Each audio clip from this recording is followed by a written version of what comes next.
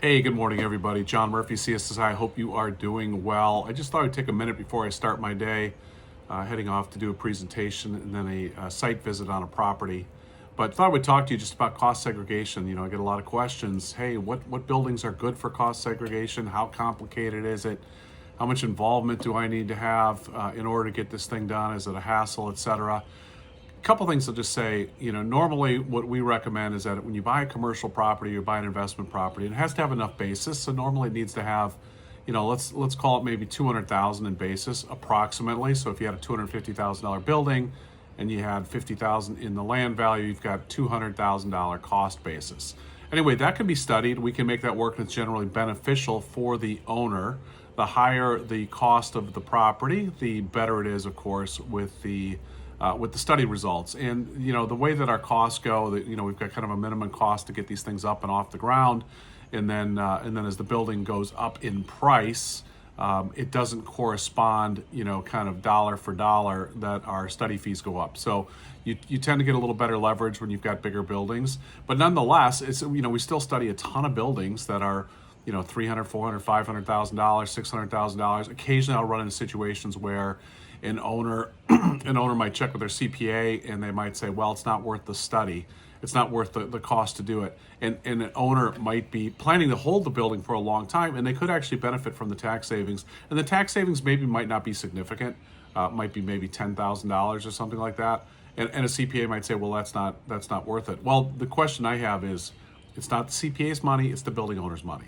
And $10,000 is still $10,000. The owner is still going to send that to the IRS when they could have kept it in their bank account, right? Maybe used it on some other things. So anyway, in terms of the study itself, documents that we need, it's pretty slick the way that this works. Typically, we're going to ask for a settlement statement. We're going to ask for an appraisal if you had an appraisal done. Even if you've had the building for a while and you've got an old appraisal, it's still helpful for us to have that. If you have a survey, that is also awesome. Our project coordinators will also ask if you happen to have the building plans. I realize you might have bought a building that's 20 years old, and you're like, well, I don't have the building plans. Okay, we get that. We're just going to ask for it because sometimes people do have it, and it is helpful to have. A lot of times people will have these building plans, and they'll take them to a printer and they'll scan them in, so we get digital images of that. I just had one recently where they did that, which is great. Super helpful to have that. We'll also ask for improvement plans. Did you do any improvements? And if you did improvements, did you just do them on your own? Do you have the invoices or receipts? What kind of work did you do? We need a description. Sometimes people do a lot of these things on their own, or they might sub it out. You can create a spreadsheet for us just with the tally and description of all the stuff that you did. Basically, we need the cost detail. If you hired a general contractor, they will normally give you an AIA document that has the cost detail that's there, or they might give you a final pay app, also super helpful for us to have. And then, of course, we'll need to know the tax year in which you did the work, and the tax year, of course, that you want to file and use this cost segregation study. So those are all pretty straightforward. It's just a number of documents. It takes most building owners maybe 5 minutes to assemble all of that.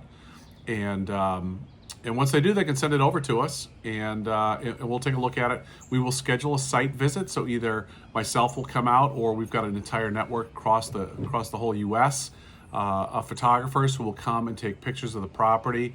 That's good for you, and it's good for us. It's good for your CPA. So we've got a third party that has taken pictures documenting the property, so that there's no fraud, right? So in case the IRS comes asking, hey, when you did study, did you send somebody out? Do you have photos? Was third party that did the photos, etc.? Not the owner. Okay, so that's something to think about. And then it normally takes us about 3 or 4 weeks to get these studies completed. You'll get the reports.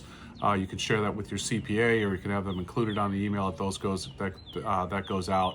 We'll have cost reports on every building that you have, and if you did a separate improvement, like a big improvement project, maybe $100,000 or more, that'll get a cost report as well.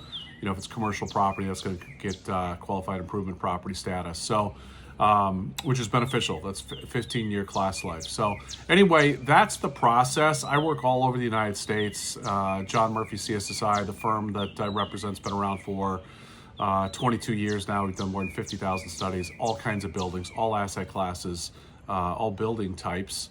And we can go down to about $200,000. So I do a number of real estate investment property.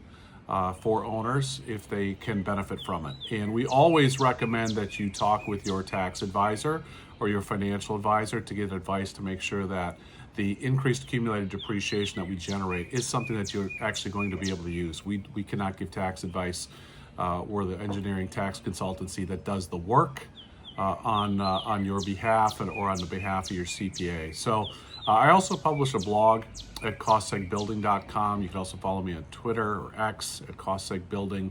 And happy to talk with you. We run numbers for all kinds of people. There's never a cost for us to run the numbers, and you're not obligated to do the study with us. If you want to run the numbers and say you're considering buying a property, what I would just say is just reach out to me. You can find my phone number online. Send me an email. What we need is the property address, the type of property, how it's going to be used or how it's being used.